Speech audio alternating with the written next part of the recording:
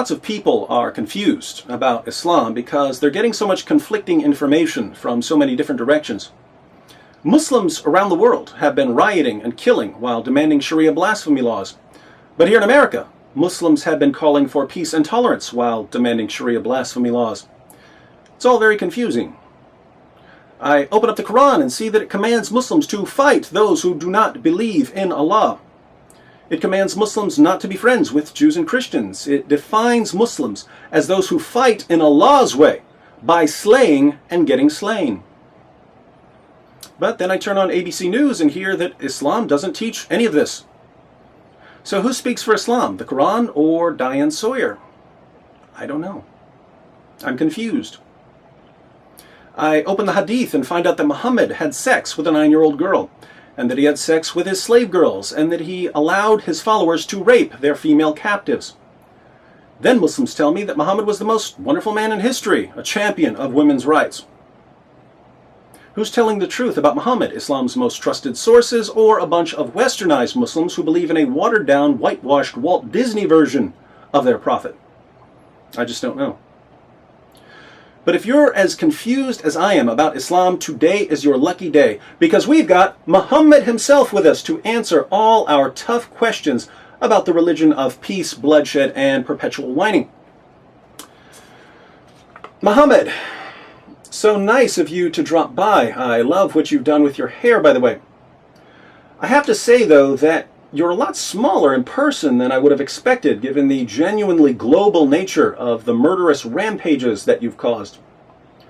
Your followers have carried out nearly 20,000 terrorist attacks since they destroyed the World Trade Center, and they've killed more than 270 million people over the past 14 centuries.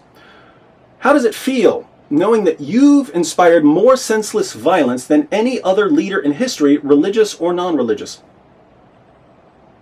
Does it make you feel important? Muhammad, as you know, there's a reason your chair is empty. If I were to put someone in this chair and say it's Jesus, no one would die. If I put someone in this chair and said it's Moses, I wouldn't hear a peep from any Jews. I could put a Barbie doll here and say it's Richard Dawkins. Atheists aren't going to go on a killing spree.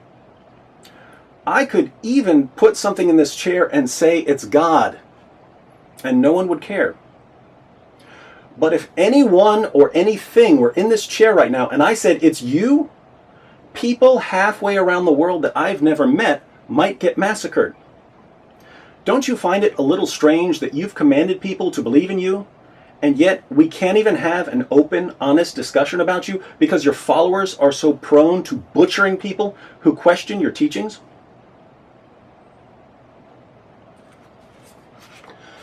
Let's talk about consistency, Muhammad. Lots of people are complaining about Pamela Geller's Subway ads because she calls terrorists savages. It's now hate speech to say something offensive about a jihadist blowing up a busload of people.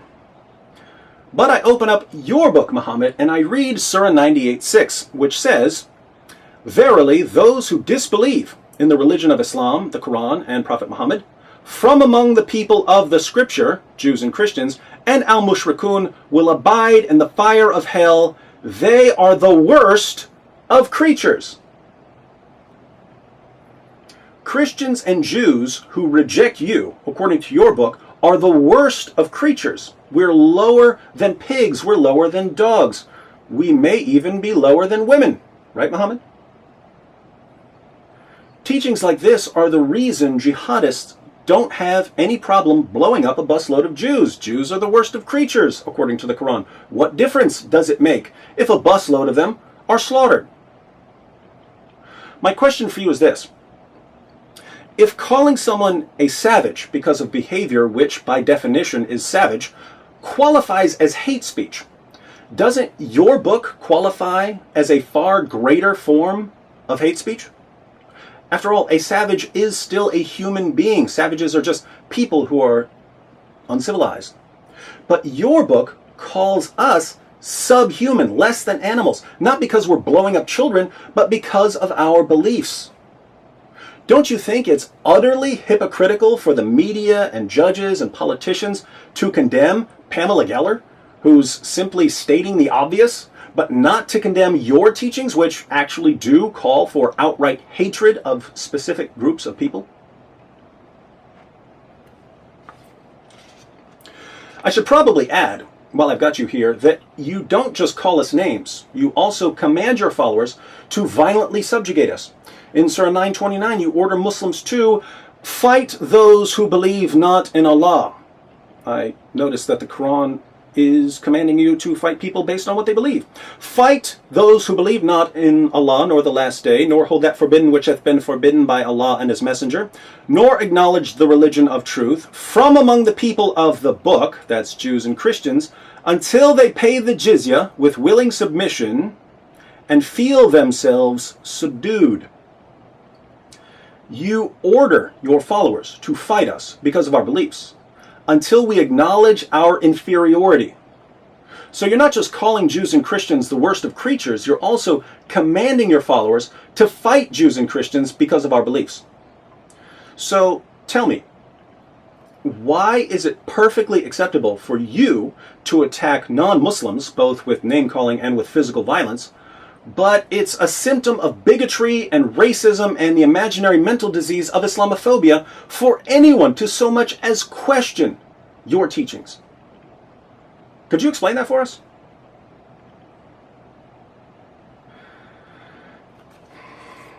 I'd like to continue with the issue of consistency, if you don't mind. Muslims around the globe are calling for blasphemy laws. They're claiming that it's wrong and immoral to say mean things about other people's religious beliefs, and that the world needs to make such behavior illegal. But wouldn't these laws simply add to your already rather lengthy rap sheet? In Al-Tabari's history, we read about your interactions with the pagans of Mecca. The messenger of God, that'd be you, proclaimed God's message openly and declared Islam publicly to his fellow tribesmen. When he did so, they did not withdraw from him or reject him in any way, as far as I have heard, until he spoke of their gods and denounced them. According to Muslim sources, then, the pagans of Mecca didn't have any problem with you preaching Islam until you started denouncing their gods. But now I'm confused because your followers are calling for laws against this sort of thing.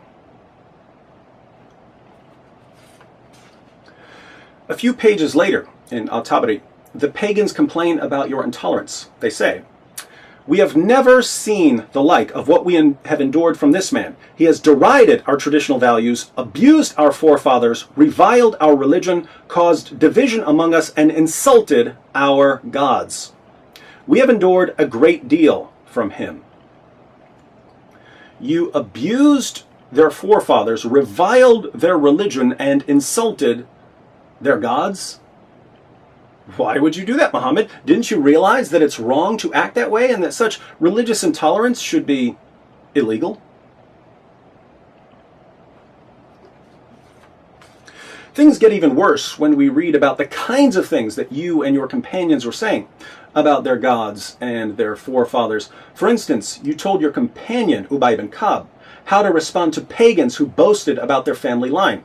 I'm sure you'll remember telling him, "If anyone proudly asserts his descent in the manner of pre-Islamic people, tell him to bite his father's penis and do not use a euphemism."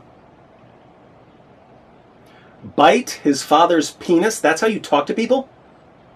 You kiss your child bride with that mouth? What kind of example were you setting for Muslims, Muhammad? Well, we know exactly what kind of example you set because we know how your followers acted in your presence. You were there when a pagan named Urwa tried to reason with you and tried to convince you not to attack your own tribe. Do you remember what Abu Bakr said to him? Abu Bakr, your closest friend and the first rightly guided caliph, said to him, "Go suck the clitoris of Allat." Allat was the goddess that this man believed in.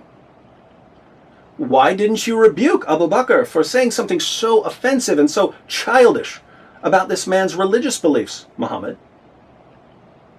Oh, I forgot. You taught your followers to insult people's religious beliefs.